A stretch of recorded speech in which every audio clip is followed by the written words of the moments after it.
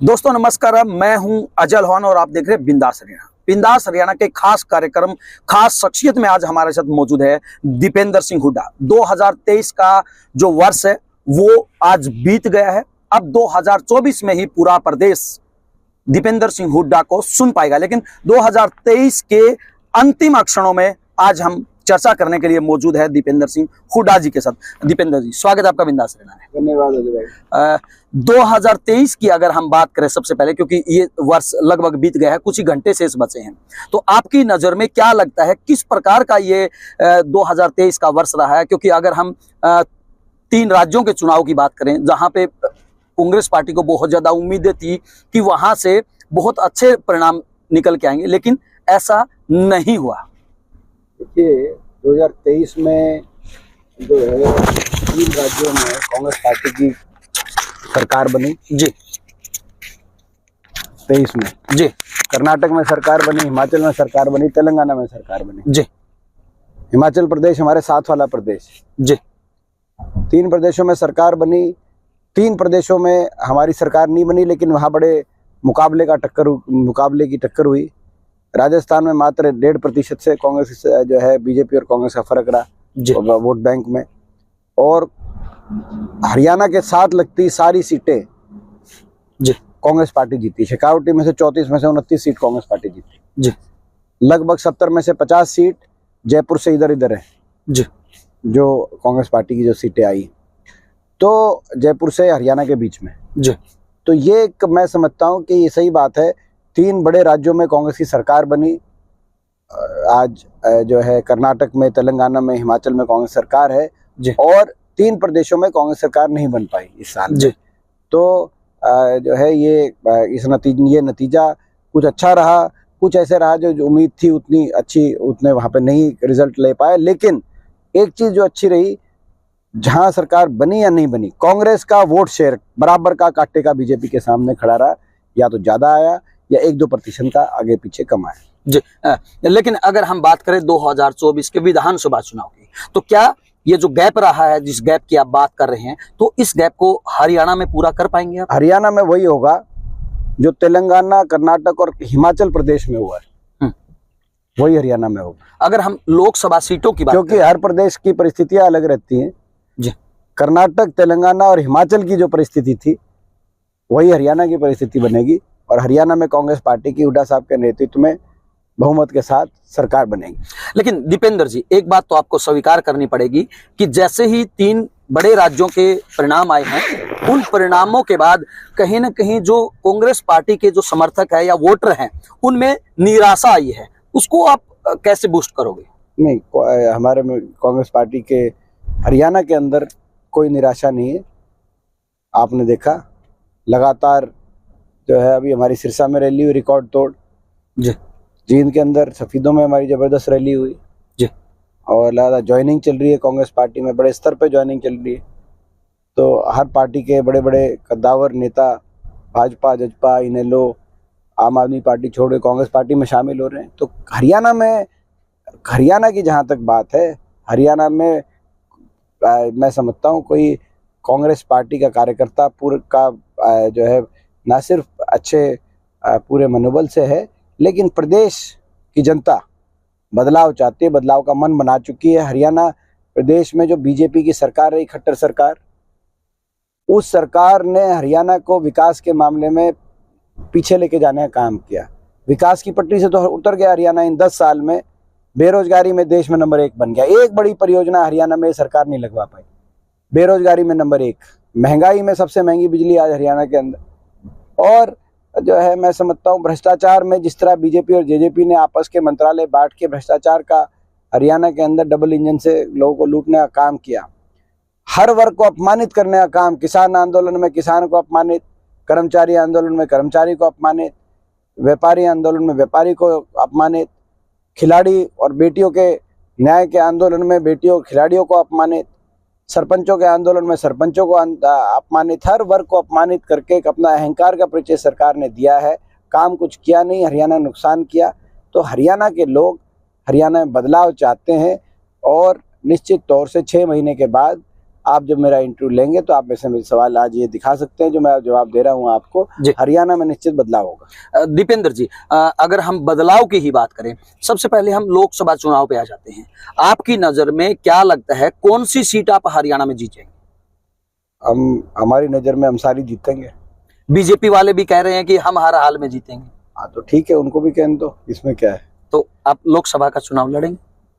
मैं निश्चित तौर से रोहतक लोकसभा चुनाव से मैं चुनाव लड़ूंगा। जी।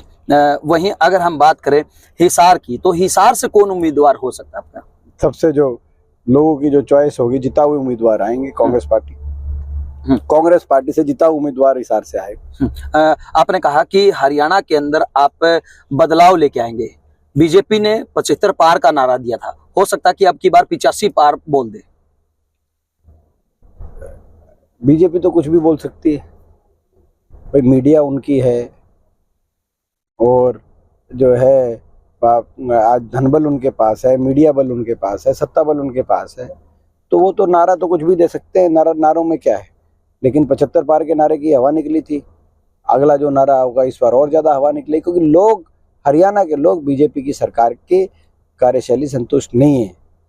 हरियाणा में एक कोई बड़ा काम किया बताओ आप 10 साल में? दीपेंद्र जी, जब लोगों ने वोट दिए थे तो ये सोच के दिए थे कि जो वोट जा रहे हैं वो बीजेपी के अगेंस्ट जाएंगे, लेकिन गठबंधन की सरकार बनी। उसके बाद वो अब फिर कहते हैं कि एक बार फिर गठबंधन की सरकार हरियाणा के अंदर मिल सकती है। लेकिन वहीं बीजेपी नेताओं की बात करें तो वो कह रहे हैं कि हम अकेले दम पे चुनाव लड़ेंगे। देखिए, पिछली बार बीजेपी ने 75 पार का नारा देके अकेले चुनाव लड़ा था जी।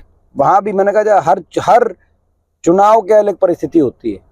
अब दिल्ली के अंदर आम आदमी पार्टी की प्रचंड बहुमत सरकार आई, लेकिन लोकसभा में सातों की सातों सीट, दिल्ली में हर सीट पे 4 लाख से ज्यादा का मार्जिन था। हरियाणा में तो हम मुकाबला कर रहे थे जी। लोकसभा में मैं मात्र चंद वोटों से चुनाव जो रोहतक का चुनाव का नतीजा था वो मैं उस बारे में नहीं जाना चाहता कैसे क्या हुआ, लेकिन यहाँ तो मुकाबला दिल्ली में तो, मगर नीचे तो पूरी बहुमत जी, ऊपर जो है मैं समझता हूँ कि बीजेपी की सीटें आई। तो हरियाणा के अंदर ये परिस्थिति थी कि 75 पार का नारा लोकसभा की जीत को देख के इन्होंने दे दिया, लेकिन हकीकत ये थी लोग उससे खुश नहीं थे बीजेपी से। इसीलिए कांग्रेस और बीजेपी में 40 और हमारी 31 सीट आई, लेकिन मात्र 3900 वोट अगर कांग्रेस की ज्यादा आती, 3900 वोट जी, तो हमारी 36 सीट आती और बीजेपी की 35। इतना नजदीकी मुकाबला था, लेकिन लोगों ने उस बात को जो है 75 पार के नारे में बहुत से लोग जो है मैं समझता हूँ उससे प्रभावित हुए। हो सकता है हम जैसे लोग भी प्रभावित हुए हो उस समय, हमें भी लगता हो कि शायद ये पता नहीं क्या चल रहा है, लेकिन हकीकत कुछ और थी। इस दौरान 75 पार के नारे के बीच में एक और नारा आया, जमुना पार। बीजेपी करो जमुना पार, जेजेपी पार्टी बनी, दुष्यंत चौटाला ने नारा दिया, लेकिन उसके बाद उस नारे के विपरीत, लोगों की जन भावना के विपरीत बीजेपी को जाके समर्थन दे दिया। कहा कि हमने समर्थन दे दिया 5100 बुढ़ापा पेंशन और 75% रिजर्वेशन प्राइवेट सेक्टर के अंदर हरियाणा वासियों के लिए। इन 2 शर्तों को बीजेपी ने मान लिया। आज 5 साल के बाद दोनों शर्तें तो मंजूरी नहीं हुई।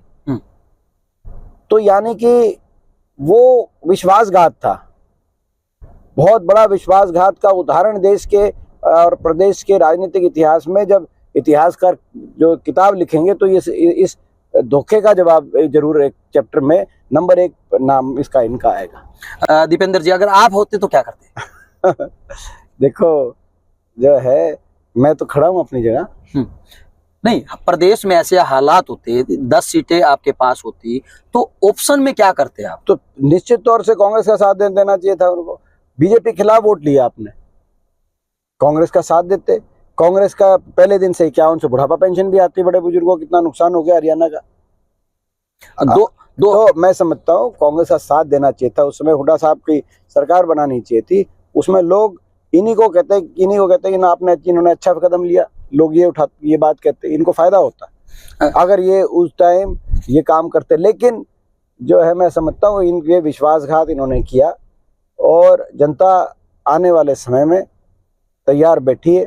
उस विश्वासघात का जवाब वोट की चोट से जनता देने का काम करेगी और हुड्डा साहब के नेतृत्व में मुझे विश्वास है लोगों का साथ हमें मिलेगा। दीपेंद्र जी, एक बात और, 2024 में दीपेंद्र हुड्डा ऐसा क्या अलग करने जा रहे हैं जिससे कि कांग्रेस को और ज्यादा फायदा हो? देखिए, मैं जो है लगातार कांग्रेस पार्टी कार्यकर्ता के रूप में, आप लोग देख रहे हो, मैं 20 साल से प्रदेश में हूँ। एक दिन में मैं घर रुकता नहीं हूँ। दिन रात लोगों के हकों की आवाज़, जैसे सत्ता में थे, जत्ता में जब थे, तब भी मैं घर एक दिन नहीं रुकता था कि लोग विकास कार्य हो, हमारा प्रदेश आगे जाए।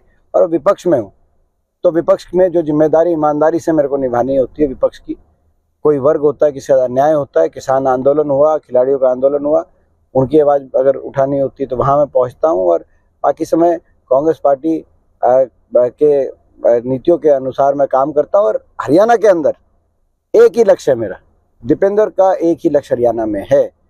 ये सरकार, ऐसी दमनकारी सरकार, हरियाणा को नुकसान पहुंचाने वाली सरकार, ये सरकार हरियाणा से जानी चाहिए। यही मेरा संकल्प, ये मेरा संघर्ष है और मेरा कोई लक्ष्य नहीं। जी, दीपेंद्र जी, आपने कहा कि मेरा संघर्ष जारी रहेगा।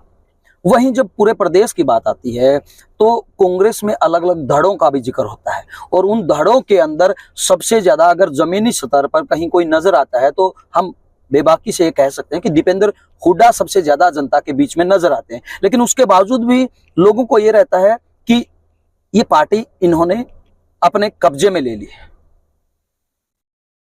पार्टी किसने क्या, देखिए, जहां तक गुटबाजी की बात है, कांग्रेस में कोई गुट नहीं है, कांग्रेस एकजुट है। चौधरी भूपेंद्र सिंह हुड्डा जी के नेतृत्व में, चौधरी उदय भान जी की अध्यक्षता में कांग्रेस पार्टी हरियाणा के अंदर निश्चित तौर से बहुमत से सरकार बनाएगी। अगर गुटबाजी है तो बीजेपी में गुटबाजी है, जेजेपी में गुटबाजी है, इस सरकार में गुटबाजी है। पहले तो बीजेपी और जेजेपी की आंख से आंख नहीं मिलती। कई चीजों पे आप देख रहे हैं, उचाना में कौन लड़ेगा, नारनौल में कौन लड़ेगा। बिल्कुल। उसके बाद जेजेपी की पार्टी के अंदर तो इनका बैंड ही बजा हुआ है, डिप्टी सीएम जहाँ जाते हैं कि इनके एमएलए नहीं आते। और बीजेपी में आपस में गुटबाजी की इंतहा हो चुकी है। धनखड़ साहब का कौन सा ग्रुप है, खट्टर साहब उनको क्यों हटाया गया, क्या कारण रहे इसके पीछे, राव इंद्रजीत जी जो है वो क्यों नहीं आए उचाना के अंदर, जो चौधरी वीरेंद्र सिंह की तरफ से भी ऐलान किया गया है। आदमपुर में राव इंद्रजीत क्यों नहीं आए प्रचार में। चौधरी वीरेंद्र सिंह की तरफ से भी ऐलान किया गया है कि अगर जेजेपी और बीजेपी का गठबंधन रहता है तो मैं पार्टी छोड़ दूंगा। देखिए, अब वो उनके, आप उनसे पूछिए। आपको क्या लगता है कि अगर वो कांग्रेस में आना चाहें तो आप लेंगे? वो आप उनसे पूछिए। देखिए, ये हम काल्पनिक प्रश्न का तो मैं क्या जवाब दूं। नहीं, फिर भी अगर वो घर वापसी करना चाहें तो ये मैं काल्पनिक प्रश्न हो गया ना। फिर भी अगर चाहें तो बहुत होते तो काल्पनिक प्रश्न है। दीपेंद्र जी, एक बात और, पूरे प्रदेश की निगाहें एक खास प्रकरण के ऊपर अटकी हुई है, उन खिलाड़ियों के ऊपर जब पूरा देश उनके मेडल का इंतजार करता था। वो मेडल लेके भी आए, दिन रात उन्होंने मेहनत की, खून पसीना बहाया, उसके बावजूद भी ऐसे हालात बन गए कि आज खिलाड़ियों को अपने मेडल वापस करने पड़ रहे हैं। इससे दुखदाई क्या बात हो सकती है। ये देश ऐसा देश है जहां हमारी बहन बेटियों की इज्जत सर्वोपरि है जी। यहाँ हमारे ये खिलाड़ियों से भी पहले किसी की बहन और किसी की बेटी है, ये बात समझना चाहिए जी। ये वो देश है जहां अपनी दुश्मन की बहन बेटी की इज्जत को भी अपनी इज्जत मानते हैं जी। ये राणा प्रताप का देश है। महाराणा प्रताप जिसने हमारे देश की जो है नारी शक्ति की के सम्मान के लिए अपना सब कुछ न्यौछावर करना जो है ठीक माना, ऐसे हमारे महापुरुषों का देश है। ये देश महाभारत का देश है जी, जहाँ पर महाभारत का युद्ध एक बहन बेटी की मान सम्मान के लिए महाभारत तक का युद्ध लड़ा गया, ये वो देश है जी। और इस देश में हमारी बहन बेटियों को की इज्जत के लिए ऐसी लड़ाई लड़नी पड़ी और सरकार ने नजर फेर ली। और आरोपी क्योंकि भाजपा के सांसद थे, उनको बचाने के लिए पूरी बीजेपी ने जो है हमारी जो है पूरी हमलावर हो गई, हमारे जैसों को निशाने पे लिया जो उनके साथ हमारी बेटियों के साथ जाके खड़े हो गए। आज तक सारी बीजेपी हर रोज मेरे ऐसे व्यक्ति पे जो है पे निशाने साधती है। मुझे बड़ा अफसोस है कि इस तरह की परिस्थिति इस देश में बनी है। और मैं बताना चाहता हूं बीजेपी को, अगर आपका ये आरोप है कि इस आंदोलन में दीपेंद्र ने साथ दिया है, तो मैं कहना चाहता हूं आपका आरोप सही है, मैं स्वीकार करता हूं। पहले दिन से मैं साथ हूं अपनी बेटियों के, अपनी बहनों के, मैं पहले दिन से साथ हूं, मैं आज भी साथ हूं और मैं साथ रहूंगा जब तक न्याय नहीं मिलेगा। आपके ऊपर भी आरोप लगाए हैं कि आप राजनीतिक रूप दे रहे हैं। नहीं तो जो है ये भाजपा क्या कर रही है, क्या हम लड़ाई ना लड़ें? क्या हम अपनी बेटियों के साथ जाके खड़े ना हों? जब उनके साथ ऐसे जो है उनको क्या क्या नहीं सुनना पड़ा हमारी बहन बेटियों को। तो मैं समझता हूँ कि बड़े दुख की बात है, किसी भी बहन बेटी को न्याय दिलाना राजधर्म में, और इस सरकार को इस राजधर्म को निभाना चाहिए था। मुझे बड़ा दुख है, बहुत अफसोस है। मैं समझता हूँ कि कोई भाजपा का कोई प्रचंड समर्थक भी ये जो है विश्वास नहीं कर पाएगा आने वाले समय में कि भाजपा सरकार ने इस तरीके से, जो भी इनकी राजनीतिक सोच इसके पीछे रही हो, हर तरह की सोच, समाज में विभाजन की सोच इनकी रहती है भाजपा की, लेकिन इस मामले में उस तरह की सोच नहीं लानी चाहिए थी। इस मामले में न्याय करना चाहिए था, किसी की बहन बेटी हो सकती थी। जी बिल्कुल, ये बड़ा अफसोस है, मुझे दुख है। दीपेंद्र जी, एक और खास प्रकरण पूरे देश में छाया हुआ है। धनखड़ जी का अपमान किया जाता है, मिमिक्री की जाती है। दूसरी तरफ धनखड़ साहब कहते हैं कि मैं किसान का बेटा हूं। इस पूरे प्रकरण को आप किस प्रकार से देखते हैं? धनखड़ साहब का अपमान यदि कभी किया गया तो उस रोज किया गया जब संसद का उद्घाटन हुआ, राज्यसभा का, जिसके वो सभापति हैं। राज्यसभा संसद में अगर कोई तस्वीर भी किसी की लगे, वहां पर कोई अगर टेबल और चेयर भी लगे, किसी का बुत लगे, तो हमेशा मुख्य अतिथि उपराष्ट्रपति होते हैं, क्योंकि वो सभापति है उस सदन के। जी। लेकिन जब नए संसद भवन का उद्घाटन किया गया तो प्रधानमंत्री जी ने उनका निमंत्रण खारिज कर दिया। उनको अपने घर से बाहर निकलने की इजाजत नहीं दी। उस संसद के उद्घाटन में बाकी तमाम लोगों को बुलाया गया, लेकिन राष्ट्रपति और उपराष्ट्रपति को आने की इजाजत नहीं दी गई। तमाम सांसदों को बुलाया गया। मैं समझता हूं कि उससे बड़ा अपमान, क्योंकि वो तो एक संवैधानिक जो उनका अधिकार था उससे वंचित रखा गया था, उससे बड़ा अपमान उनका नहीं किया गया।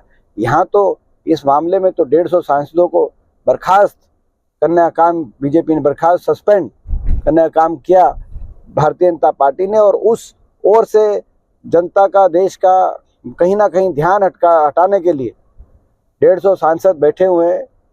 कौन क्या कह रहा है, और कहीं किसने जाति सूचक, किसने कहा नहीं, मगर कौन क्या कह रहा है, उस रूप से उस बात को जो है भाजपा हर बात को जो है जाति के चश्मों से देखने का प्रयास करती है और अपना लाभ खोजने का प्रयास करती है। जी। तो मैं समझता हूँ ये समझना चाहिए कि कहाँ पे जायज रूप से उनका तिरस्कार किया गया है उनका, और कहाँ पर वो केवल एक तरीके से उस बात को बढ़ाने का प्रयास किया गया। दीपेंद्र जी, राहुल गांधी ने एक यात्रा निकाली थी, उसके बाद काफी सारा बदलाव देखने को मिला था, उनकी छवि के अंदर भी काफी सारा सुधार देखने को मिला था। अब एक बार फिर न्याय यात्रा निकालने जा रहे हैं, ऐसी क्या नौबत पड़ी? न्याय की जरूरत है देश में। 750 किसान चले गए, उनके घर उजड़ गए। आज किसान के साथ न्याय हो। गरीब आदमी आज देश में आज 70 साल में सबसे रिकॉर्ड बेरोजगारी की चपेट में है। महंगाई आज ऑल टाइम हाई है। इतना कभी देश के इतिहास में महंगा डीजल, पेट्रोल, रसोई गैस का सिलेंडर, बिजली के बिल नहीं आए। उनके साथ, गरीब आदमी के साथ न्याय हो। हमारी बेटियां आज दिल्ली की सड़कों पे घसीटी जा रही हैं, उनके साथ न्याय हो। वो अपने मेडल वापस कर रही हैं, अपने पुरस्कार वापस कर रही हैं। तो राहुल जी को बात के लिए जरूर उनको बधाई। कोई भी परिस्थिति हो, मेहनत करने से पीछे नहीं हटते, और एक उन्होंने ये लंबी यात्रा करी, भारत जोड़ो यात्रा, और वो दोबारा से वो न्याय यात्रा पे निकले हैं, तो अच्छी बात है। उनको हम बधाई देते हैं, शुभकामनाएं देते हैं। कितना प्रभाव देखने को मिलेगा? देखिए, मैं समझता हूं कि न्याय की लड़ाई कई बार राजनीतिक जो है कैलकुलेशन के साथ हर चीज नहीं की जाती। निश्चित तौर से ये जो लक्ष्य है हमारा, आर्थिक न्याय मिले लोगों का, सामाजिक न्याय मिले लोगों को, राजनीतिक न्याय मिले लोगों को, जो लक्ष्य है उस लक्ष्य की तरफ वो बढ़ेंगे तो लोगों का पूरा आशीर्वाद उनको मिलेगा। अगर हम गठबंधन सरकार की बात करें दीपेंद्र जी, तो उनकी तरफ से ये दावा किया जा रहा है कि जितने विकास के काम हमने करवाए हैं और जितना आम युवाओं को रोजगार देने का काम हमने किया है, इतना पहले किसी सरकार ने नहीं किया। एक कोई बड़ा काम बता दें, एक कोई बड़ा काम बता दें। वो कहते हैं कि जींद में हमने एम्स बनवाया। कहाँ? जींद में जींद में क्या बनवाया? एम्स की बिल्डिंग बन के लगभग तैयार हो गई। नहीं, आपने कोई एम्स देखा है कोई जींद में चलता? देखो, एक बड़ा काम ये बता दे, मैं बताता हूँ जी। हमारे समय 250 किलोमीटर रेल की लाइन स्वीकृत होकर काम, या तो पूरी रेल लाइन चालू हो गई थी, जैसे जींद से गोहाना सोनीपत, रेवाड़ी से रोहतक, या उस पर कार्य शुरू हो गया था जो हांसी से महम रोहतक जी। कोई एक हमने 250 किलोमीटर रेल की लाइन बिछाई, आपने 1 इंच बिछाई। हमारे समय 81 किलोमीटर मेट्रो, 3 शहरों को मेट्रो से जोड़ने का काम हो गया था, फरीदाबाद, बल्लभगढ़, गुड़गांव, बहादुरगढ़। आपके समय क्या एक खंबा भी मेट्रो का लाइन का आगे बढ़ा? हमारे समय 4 थर्मल के कारखाने बिजली पैदा करने के लिए हरियाणा की सरजमीन पर स्थापित करने का काम हुआ था, चाहे वो खेदड़ के अंदर, हिसार के अंदर हो, चाहे वो झज्जर के अंदर हो, झाड़ली और खानपुर के अंदर, चाहे यमुनानगर के अंदर हो।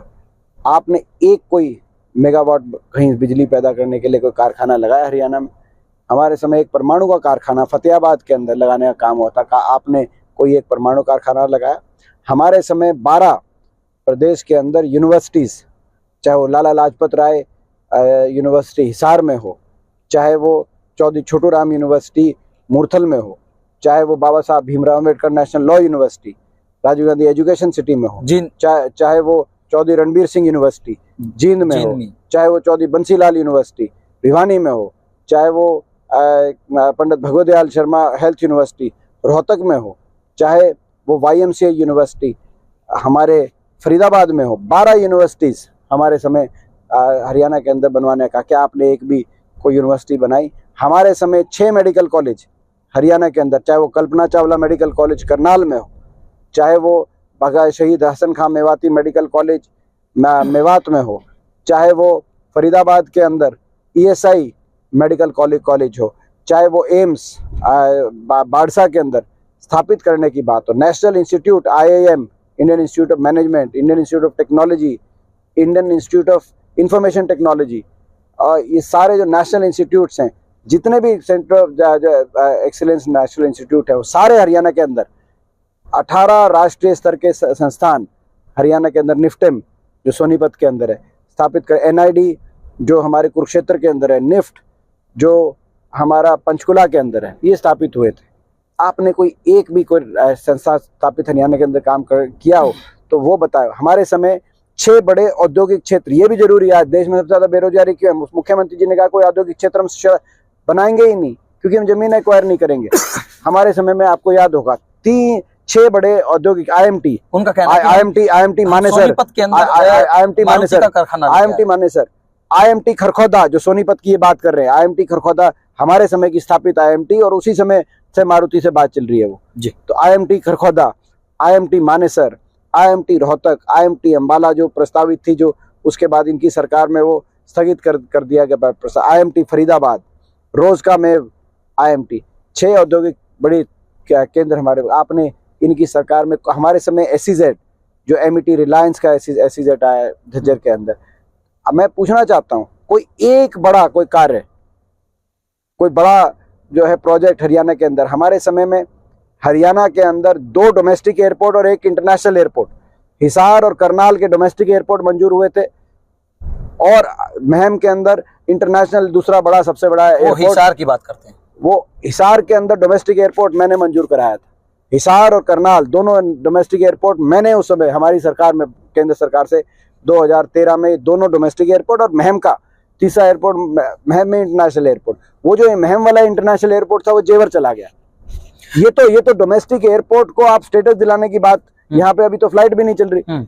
मेन बात ये थी कि NCR के अंदर दूसरा बड़ा एयरपोर्ट कहाँ जाएगा, और ये जो महम का एयरपोर्ट था, ये महम का एयरपोर्ट 3 जिलों को टच करता था। ये मुंडाल से लेकर और चांग और महम तक, भिवानी, हिसार और रोहतक, हरियाणा के बिल्कुल बीचों बीच इतना बड़ा वो निवेश होता, उससे सारा हरियाणा को लाभ होता। उस सोच के साथ वो एयरपोर्ट मैंने मंजूर कराया था। लेकिन मैं कहना चाहता हूँ, इन्होंने एक कोई बड़ा काम तो किया नहीं, लेकिन जो बड़ी परियोजनाएं हमने मंजूर कराई थी वो भी एक एक करके चली गई। हरियाणा से एयरपोर्ट चला गया जेवर के अंदर, रेल कोच फैक्ट्री जो गोहाना में आनी थी, गोहाना और जुलाना के बीच में, वो रेल कोच फैक्ट्री बनारस में चली गई। प्रधानमंत्री जी के जो है अपना निर्वाचन क्षेत्र के अंदर एम्स जो के में 11 प्रोजेक्ट आने थे बाड़सा के अंदर, वो चले गए। तो जो प्रोजेक्ट मंजूर शुदा थे वो भी प्रोजेक्ट चले गए और आज तक उनकी भी वकालत नहीं करी। ये ऐसी सरकार है। दीपेंद्र जी, मैंने बहुत सारे कांग्रेस के नेताओं के इंटरव्यू किए हैं, लेकिन जितने काम आपने गिनाए हैं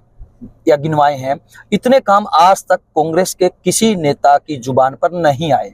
कहीं ना कहीं आपको नहीं लगता कि जो कांग्रेस के जो लीडर हैं उनको भी इसी तरह से अपने काम गिनवाने चाहिए जनता के बीच में जाके?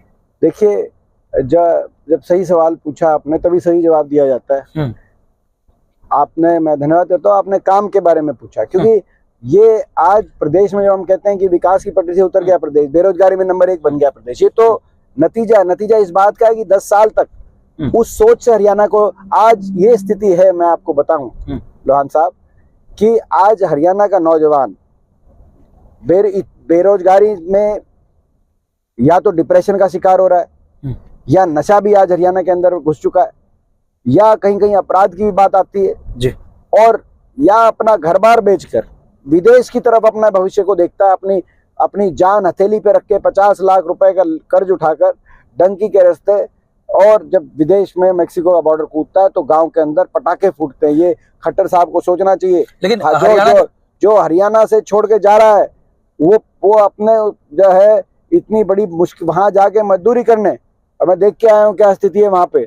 बिल्कुल, अभी पिछले दिनों आप गए थे। मैं गया था, और वहां पर नौजवानों ने सबने कहा कि अगर यहाँ मौका मिलेगा तो हम यहाँ क्यों नहीं आएंगे।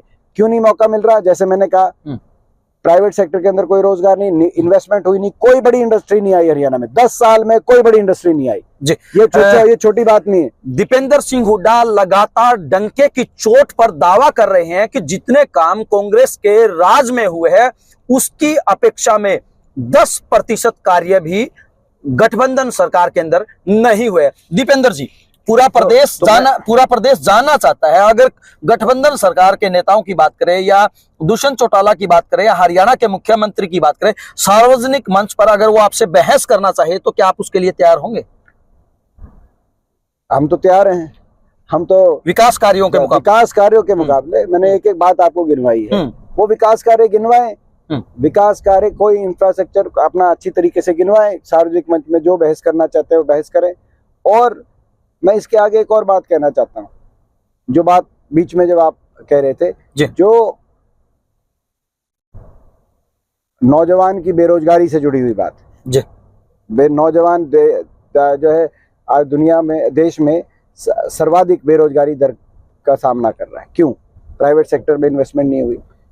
दूसरा, सरकारी क्षेत्र के रोजगार, हरियाणा को कितनी बड़ी चोट पड़ी जो फौज में जाता था। जय जवान जय किसान का प्रदेश है जी। हर साल 5,500 बच्चों की फौज में पक्की भर्ती होती थी हरियाणा से, आजादी से लेकर 2019 तक।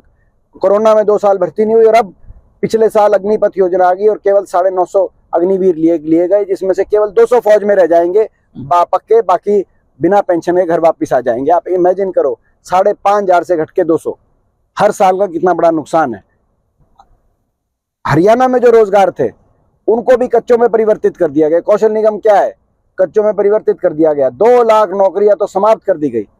शिक्षा विभाग के अंदर नौकरियां एक के बाद एक समाप्त कर दी गई। हमारे समय 1 लाख से ज्यादा केवल शिक्षा विभाग की महकमे की नौकरियां उस समय लगी थी। जेबीटी की 20,000 की भर्ती हुई थी। लोग कहते हैं खर्ची पर्ची सबसे ज्यादा उस समय भिवानी के। दीपेंद्र जी, आपने बिल्कुल सही मुद्दा उठाया।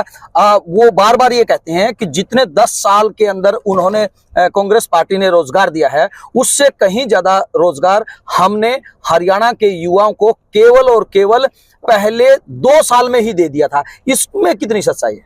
आप किसी भी गांव में जाओ, आप नारनौंद से हो, आप नारनौंद किसी भी गांव में जाओ और आप पूछो कितनी सरकारी नौकरी हमारी सरकार में मिली थी और कितनी इनकी सरकार में मिली। ये मैं सच में कहना चाहता हूं, ये कभी ये तो नहीं कहते कि ज्यादा दिए, लेकिन वो ये एक चीज कहते हैं, ये कहते हैं खर्ची पर्ची। मैं उसमें एक बात बताना चाहता हूं। आज क्या स्थिति है हरियाणा में? आपने सरकारी जो रोजगार या तो समाप्ति पोस्ट, उन भर्तियों में या तो भर्ती घोटाले, देश में सबसे ज्यादा भर्ती घोटाले कहाँ हुए? हरियाणा के अंदर। HPSC HSSC के दफ्तरों के अंदर करोड़ों रुपए की बरामदगी। दफ्तर के अंदर कितनी खुली लूट। मुख्यमंत्री द्वारा लगाया गया स्पेशल सेक्रेटरी अनिल नागर दफ्तर के अंदर करोड़ों रुपए की जो है लेके बैठा, कितनी बड़ा भ्रष्टाचार। मगर चलो, लेकिन दीपेंद्र जी, वही मुख्यमंत्री गीता की कसम भी तो खाते हैं कि अगर कोई भी भ्रष्टाचार करेगा तो मैं उसको बख्शूंगा नहीं। मेरे को पूरी बात, मैं क्या कह रहा हूँ, चलो वो क्या कह रहे, एक इतने घोटाले, हमें उन भर्ती घोटालों के बावजूद जो लिस्टें आई, अब मेरे को पूरी एक बार ये बात कहने दो, ये मैं जरूर महत्वपूर्ण विषय, इसीलिए मैं आपसे आग्रह कर रहा हूँ जी। पहले तो हरियाणा के नौकरियों को या तो समाप्त करने का काम किया, या 2 लाख पदों को कच्चों में परिवर्तित करने का काम जी। उसके बाद जो बची हुई नौकरी है वो भर्ती घोटालों की भेंट चढ़ गई जी, पेपर लीक घोटालों की भेंट चढ़ गई। उसके बाद भी जो लिस्ट आई वो कैसी लिस्ट आई, वो हरियाणा से ज्यादा हरियाणा के बाहर के बच्चों को हरियाणा के अंदर उनका नंबर पाया। एसडीओ की लिस्ट आई 2019 के चुनाव से पहले, नियत दिखी सरकार की, 80 में से 78 बच्चे बाहर के, केवल 2 हरियाणा के। एसडीओ इलेक्ट्रिकल की लिस्ट आई 2021 के अंदर, 99 में से 77 बच्चे बाहर के, केवल 22 हरियाणा के। असिस्टेंट प्रोफेसर टेक्निकल एजुकेशन की लिस्ट इस साल आई, 156 में से 103 बच्चे बाहर के, 53 हरियाणा के। एचसीएस की लिस्ट आई, एचसीएस की लिस्ट में 35 बच्चे बाहर के, और आज कुछ एचसीएस की पोस्ट भी खाली छोड़ दी। अभी जो एडीओ की लिस्ट आई उसमें 90% पोस्ट खाली छोड़ना काम इस सरकार ने किया। बाहर, ये कौन सी खर्ची पर्ची है, ये कौन सी पर्ची है खट्टर साहब जो बाहर से आती है और बाहर के बच्चे लगते हैं? 3.25 करोड़ प्रदेशवासियों में कोई भी इतना इनको लगाने के लिए जो हरियाणा पब्लिक सर्विस कमीशन है, ये हमारे पे आरोप लगाते हैं। उसमें चेयरमैन कौन थे? जनरल डीपी वत्स, जो इन्होंने उनके जो है उनकी ईमानदारी को पहचाना और उनको भाजपा में लेके राज्यसभा का सांसद बनाने का काम किया। और आपके कौन है एचपीएससी चेयरमैन? झारखंड से लाकर आपने एचपीएससी के चेयरमैन बनाने का काम किया है। बाहर से सारे बच्चे लग रहे हैं, जितनी बड़ी पोस्ट है उसमें कोई शिक्षक हरियाणा का कोई पढ़ा लिखा बच्चा उसके केपेबल नहीं है। केवल एक काम करते हैं, 4-5 साल तक कोई नौकरी नहीं निकालते, बाहर की जो निकलती हैं बड़ी पोस्ट उनमें बाहर के बच्चे आके भर जाए लगाने का काम किया जाता है। और आखिरी साल में ग्रुप डी की निकाल देते हैं, और उस ग्रुप डी की लिस्ट निकाल के कहते हैं देखो हमने मेरिट पे नौकरी निकाल। पिछली बार भी ये हुआ, जींद चुनाव से पहले 5 साल के बाद एक लिस्ट, और इस बार भी 5 साल के बाद एक। तो हरियाणा में सबसे ज्यादा बेरोजगारी ना हो तो और कहाँ हो? बच्चों की बेरोजगारी का दर्द नहीं है, अपने चुनाव जीतने के लिए वो लिस्ट लेके आते हैं। और उसमें भी क्योंकि बेरोजगारी इतनी इस कदर बढ़ गई है, 13,000 पोस्ट निकली अभी ग्रुप डी की। हरियाणा के अंदर 14 लाख बच्चों ने फॉर्म भरा, जो कि मैं समझता हूँ देश के किसी प्रदेश में ये रेशो नहीं है। आज हरियाणा के नौजवान के भविष्य को चौपट करने की अगर काम किया है तो इस खट्टर सरकार ने किया है, और यही हमारी लड़ाई है। हरियाणा का, दिल्ली के 3 तरफ बसा हरियाणा, देश में सबसे ज्यादा रोजगार सर्जन का प्रदेश होना चाहिए, देश में सबसे बढ़िया इंडस्ट्री हरियाणा के अंदर आनी चाहिए, देश में हरियाणा के नौजवान को विश्व स्तरीय विकसित प्रदेश के अंदर उज्जवल भविष्य दिखना चाहिए। लेकिन ये हमारा जो आज हरियाणा है उसको विकास की पटरी से उतारा है, और यही हमारी लड़ाई। अंतिम प्रश्न दीपेंद्र जी, बीजेपी राम मंदिर का निर्माण करवाने जा रही है, क्या कांग्रेस को उससे परहेज है? ये प्रश्न नहीं है, ये बड़ा जो है मैं समझता हूँ कि भारतीय जनता पार्टी में राम मंदिर के बारे में बताना चाहता हूँ जी। हमें बहुत खुशी है कि राम मंदिर का निर्माण हो रहा है, और मैं समझता हूं कि प्रत्येक भारतवासी को उस बात पे बहुत बहुत खुशी है। हर हिंदू को खुशी है और हर देशवासी को बड़ी खुशी है कि हमारे देश में इस भव्य राम मंदिर का निर्माण किया जा रहा है। लेकिन मैं जो हमारा और भाजपा का जो जहां दृष्टिकोण अलग अलग है, हम ये मानते हैं कि भगवान राम हर देशवासी का, 140 करोड़ देशवासियों की भावना का प्रतीक है। भगवान राम उन 30 करोड़ लोगों का भी है जिन्होंने कांग्रेस को वोट दी, भगवान राम उन 45 करोड़ लोगों का भी है जिन्होंने भाजपा को वोट दी जी। अभी चुनाव हुए प्रदेशों के 1-2% का वोट का फर्क था, 42% कांग्रेस की थी, 44% बीजेपी की थी। भगवान राम सभी का, 100% लोगों का। मगर भगवान राम को सीमित ना करिए, भगवान राम सबका आस्था का प्रतीक है। ये हमारा, अभी तक कोई हरियाणा से, मैं आपको एक जानकारी ले रहा हूं, अयोध्या अभी तक हरियाणा से राम मंदिर में पूजा अर्चना करने और कोई नहीं गया। दीपेंद्र अयोध्या में आज से 4 महीने पहले अयोध्या जाके पूजा अर्चना करे, हम नीरज शर्मा हमारे जो विधायक और हमने जाके अयोध्या रामलला के दर्शन किए, पूजा अर्चना करी और एक आनंदमय, मैं समझता हूँ भगवान के आशीर्वाद का हमने की अनुभूति हमने वहां पे जाके कही। आज तक कोई नहीं गया भाजपा वाला हरियाणा से। मेरे को इस बात की खुशी है, मुझे इस बात का गर्व है कि जब राजीव गांधी जी की सरकार थी तो बाबरी मस्जिद के दरवाजों के गेट तोड़ के और उस समय राम जो है लल्ला की पूजा की शुरुआत की गई और उसके बाद कोर्ट केस चला, कोर्ट पे केस का फैसला हुआ और आज मुझे इस बात की खुशी है कि आज राम मंदिर का वहां निर्माण किया जा रहा है। भाजपा वाले कह रहे हैं कि जी निमंत्रण जो है किसको मिलेगा नहीं करेगा, निमंत्रण में क्या करेंगे। अरे भगवान के मंदिर में जाने के लिए निमंत्रण की क्या जरूरत है? हम तो भगवान के मंदिर में बिना निमंत्रण के जाने वाले लोग हैं। आप निमंत्रण का इंतजार करते होंगे, हम तो जाएंगे और जब निमंत्रण मिलेगा या नहीं मिलेगा उस बात का कोई अर्थ नहीं हमारे लिए। भगवान का निमंत्रण हमारे पास तो 24 घंटे, हम तो वो लोग हैं। मैं बताना चाहता हूँ भाजपा वालों को कि जब हमारा जो है कोई अपना खेत के अंदर ट्रैक्टर लेकर और अपना हैरों के साथ अपना जोत लेकर निकलता है तो वह लेके राम का नाम और भाई गिर लगाता है। हम वो आदमी, हम वो लोग, हमको आप मत बताइए, लेकिन मगर ये भगवान राम सभी के, आपके भी हैं, हमारे भी है। हमारा और आप में एक ही दृष्टिकोण में फर्क है कि राजनीति का विषय नहीं होना चाहिए, ये मेरा मानना है। ये राजनीति से ऊपर सभी के आस्था का केंद्र भगवान हो और भगवान राम हो, मर्यादा पुरुषोत्तम भगवान राम हो। ये मैं समझता हूँ सही बात में अगर असली धर्म है तो वो धर्म की बात। जी बिल्कुल, ये थे दीपेंद्र सिंह हुड्डा। खास शख्सियत में आज हमने इनके साथ तमाम उन मुद्दों पे बात की है, उन मुद्दों पे चर्चा की है और साथ ही साथ गहराई से जानने की भी कोशिश की है कि आने वाले 2024 के विधानसभा और लोकसभा चुनाव के अंदर किस प्रकार की रणनीति रहेंगी, किस प्रकार से कांग्रेस को वो मात दे पाएंगे। और इससे भी एक कदम आगे इनकी तरफ से ये भी ऐलान किया गया है कि जितने काम कांग्रेस के राज के अंदर उन्होंने करवाए हैं, अगर बीजेपी के लोग, गठबंधन सरकार के लोग ओपन चैलेंज स्वीकार करते हुए अगर वो अपने काम गिनवा सके तो दीपेंद्र सिंह हुड्डा तैयार हैं। अब देखना यह होगा कि आखिरकार दीपेंद्र सिंह हुड्डा के द्वारा गिनवाए गए कार्यों की इस लिस्ट के आगे बीजेपी के लोग अपनी किस प्रकार से प्रतिक्रिया दे पाते हैं। वीडियो जर्नलिस्ट राहुल के साथ अजय लोहान, बिंदास रहना।